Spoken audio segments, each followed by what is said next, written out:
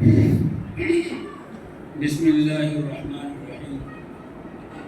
نحمدہ و نصلی علی رسول الکریم اما بعد۔ حضرات علماء کرام، ڈائس پر بیٹھے ہوئے معزز مہمانان کرام اور معزز سامعین کرام، بزرگوں اور دوستوں،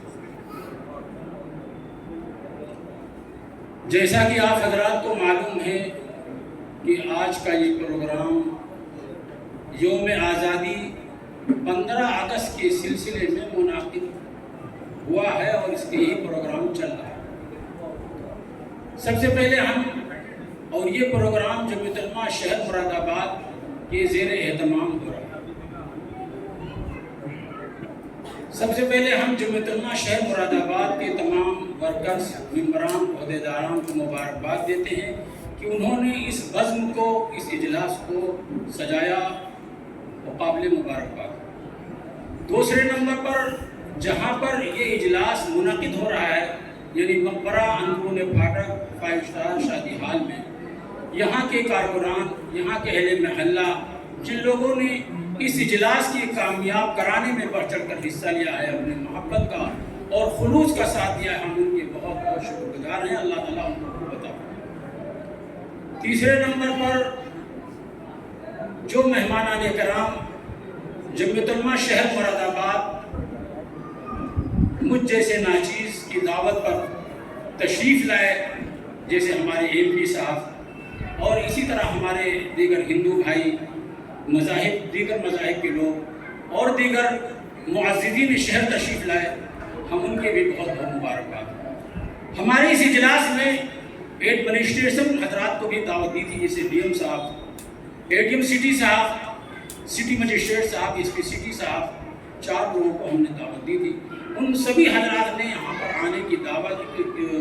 وعدہ کیا تھا کہ ضرور شرکت کریں گے، وقت نکالیں گے، لیکن چونکہ ان کا کاریہ کرم دیر میں شروع ہوا، ان کا بھی غالباً 10 ساڑھے 10 سے، اور میں برابر رابطے میں رہا، لیکن وہ لوگ شریک نہیں ہو سکتے چونکہ ان کا کاریہ کرم 1 بجے تک چلے گا، وہ لوگ اس سے ٹچ سے مس نہیں کر سکتے۔ حالانکہ اے ڈی ایم سٹی میڈم نے کہا تھا کہ میں ضرور کوئی نہ کوئی شکل بنا کر 12:30 تک میں اور سٹی مجسٹریٹ دونوں آئیں گے، لیکن بہرحال وہ ان کے پاس بھی وقت نہیں نکل پایا۔ خیر، ہم ان سب کا کو جو ہے خیر مقدم کرتے ہیں، مبارکباد دیتے ہیں۔ اور پھر آج جس کے تحت میں جس یوم آزادی کے لیے ہم لوگ یہاں اکٹھا ہوئے ہیں، ہم تمام حضرات کو، تمام اہل ہند کو، ہندو، مسلم، سکھ، عیسائی کو آج کے اس آزادی کی مبارکباد دیتے ہیں۔ اللہ تعالیٰ ہمیں بزرگوں کے نقش قدم پر چلنے کی توفیق دے۔ حضرات، جیسا کہ آپ حضرات کو معلوم ہے کہ آج 15 اگست سے یوم آزادی ہے، اور یہ 15 اگست یوم آزادی کی تاریخ ابھی آپ کے سامنے مولانا سید کامل رشیدی صاحب نے اس کی تاریخی پس منظر سے آگاہ کیا،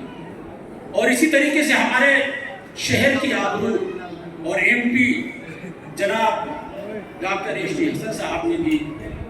شہر مراد آباد کی تاریخی حقائق سے آگاہ کیا اور آگے کا حوصلہ بھی دیا۔ اب میں اس وقت کی آخری کڑی آپ کے سامنے کھڑا ہوں، اب میں آپ کو ایک پیغام دیتا ہوں، پیغام دے کر کے اس کے بعد چونکہ اب ہمارا یہ اجلاس اختتام ہوا۔ حضرات، یہ آپ حضرات کو معلوم ہے کہ آج 15 اگست ہے، یوم آزادی۔ یہ 15 اگست یوم آزادی کیوں منایا جا رہا ہے، اس کی پوری تفصیل ہے، پوری کتابیں ہیں، پوری تاریخ ہے، کہاں تک دہرائی جائے۔ مختصر الفاظ میں میں اپنے قلب کی ترجمانی کرتے ہوئے کہتا ہوں کہ آج ہم جس شعار کے ساتھ کرتا پیجامہ پہنے ہوئے بیٹھے مدارس چلا رہے ہیں، مساجد آباد ہیں اور دیگر ہم چیزیں چلا رہے ہیں، یہ انہی بزرگوں کی قربانیاں ہیں جنہوں نے جیلیں کاٹی، شہید ہوئے، اپنا گھر بار برباد کیا، یعنی لٹ گیا ان کا گھر بار۔ اسی طریقے سے بہت ساری انہوں نے تکلیفیں برداشت کی، مالٹا جیسے جیل میں گئے۔ ہمارے اکابرین یہ تاریخ یہ بتاتی کہ 99% ہمارے ہندو مسلم سکھ عیسائی نے تو ملک کے اندر جیل کاٹی ہیں، لیکن ہمارے حضرت شیخ الہند رحمۃ اللہ علیہ اور حضرت شیخ الاسلام مولانا حسین الفتح رحمۃ اللہ علیہ اور اسی طریقے سے اور بھی ہمارے کچھ جنہوں نے ملک سے باہر جیل کاٹی، اس کی پوری تاریخ ہے۔ تو ان کتنی قربانیوں کے بعد یہ ملک ہمیں ملا، پھر اس کے بعد اس کا ایک جمہوری آئین بنا جس کے تحت میں ہم 26 جنوری کو جو جمہوریہ منا۔ اسی لیے علامہ اقبال نے فرمایا تھا کہ سارے جہاں سے اچھا ہندوستان، اس کا مطلب نہیں کہ مکہ مدینہ سے بھی بڑھ کر ہے ہندوستان، ایسا نہیں، بلکہ آئین کے اعتبار سے اور یہ جمہوری جو نظام بنا ہے اس کے اعتبار سے بتایا تھا کہ ہندوستان تمام ملکوں سے اچھا ہے، جمہوری نظام ہے۔ ہر مذاہب کے لوگوں کو،